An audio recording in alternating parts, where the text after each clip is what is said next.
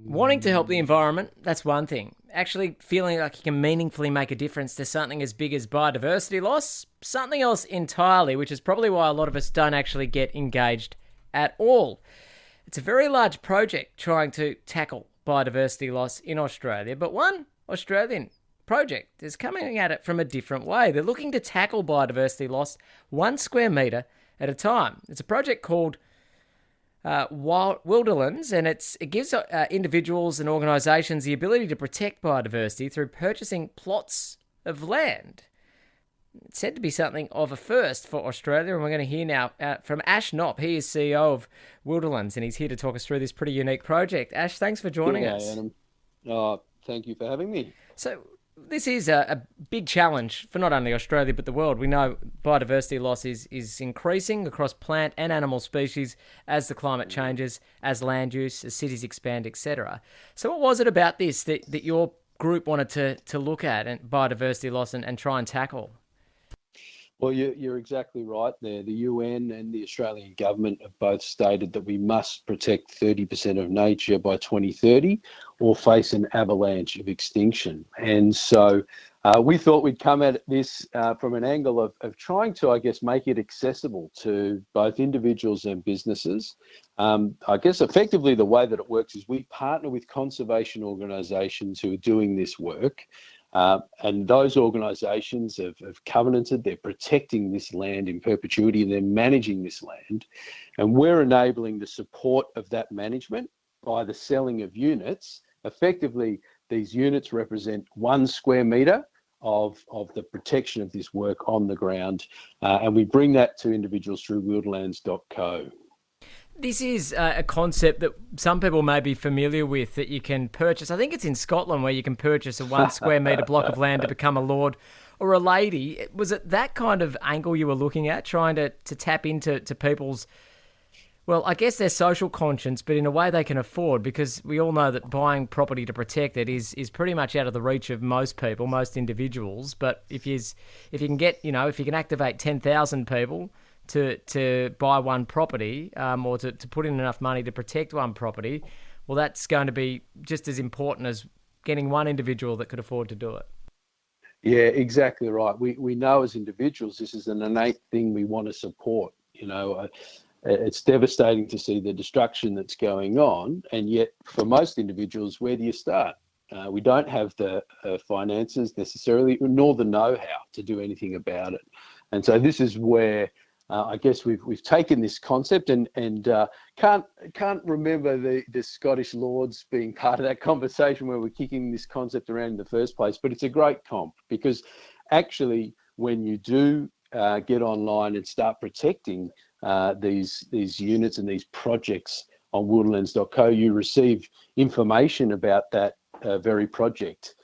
You can see as the impact of your support flourishes both the flora and fauna on these projects, and you can even zoom into the exact location of those units whilst receiving a certificate that registers that unit in your name in perpetuity.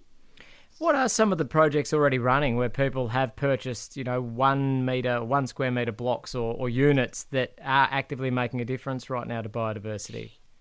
Yeah, well, Adam, we've actually just launched. We've just launched in the last week, and we're launching with 4 projects that are being managed by our conservation partner, Cassinia Environmental. These 4 projects are currently situated. There's 1 in South Australia, 2 in Victoria, and 1 in New South Wales. And in time, we'll be expanding to represent other ecosystems and regions around the country, including obviously North Queensland and the Daintree and the like. So we've got aspirations to grow this program. And of course, that'll be on the back of people and businesses willing to support the concept. But right now you can get online, you can read about these very projects and you can start supporting them. We have bundles or packages available for individuals that start at 10 square metres at $30 for 10 square metres and anything north of that. Ash Knops, who you're hearing from Wilderlands, they've got this program running that allows people to buy biodiversity effectively, contribute to improving biodiversity in Australia. Is this being done elsewhere in Australia or the world, the way that you're tackling it, Ash? We certainly know that what we're bringing to the market is unique at the moment. The challenge of biodiversity protection is not unique globally, and so we know that there are ideas and other units of its type being looked at and developed, but we do believe that we're first to the market. And what's, I guess, critical about or different about what we're doing here is the voluntary component of this. There are, say, offset programs where if you're going to do some work in grounds and going to be having an impact on nature, and there's compliance and regulations around that. They exist already, but this is a voluntary unit that is very much about net gain for nature and is available, as mentioned, to individuals and businesses. As people invest, is there a requirement on the groups that are running the conservation programs to ensure that they are actively managing that land? Because we know that just buying land and locking it up can actually create its own biodiversity problems when we get wildfires and the like. Absolutely, Adam. So a key component of this is that our conservation partners sign up to management plans on those existing projects. And those projects and the requirements of those are quite different depending on the ecosystems and the challenges, the pests and the weed management, etc. We provide regular reports and updates on the activity that's going on the ground.